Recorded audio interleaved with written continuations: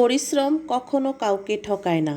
আপনি যদি কোনো কিছুর জন্য পরিশ্রম করেন, সফলতা একদিন আপনি পাবেনই। দেখেন, আমি মুরগি পালন করি, আমাকে আমার পরিবারের লোক অনেক কটু কথা বলে। তুমি মুরগির ঘর বানাইছো 10 থেকে 12 হাজার টাকা দিয়ে। মুরগির খাবার খরচ, প্রতিদিন মুরগির পটি পরিষ্কার করা, প্রতিদিন মুরগির জন্য পানি পাল্টিয়ে দেওয়া। এত পরিশ্রম করার পর যখন মুরগির ডিমগুলো দেখি এবং মুরগির যখন বাচ্চা ফোটে, তখন মনে হয় আমার পরিশ্রম আমাকে ঠকায়নি। আমার পরিশ্রম আমাকে ঠিকই তার প্রতিদান দিয়েছে।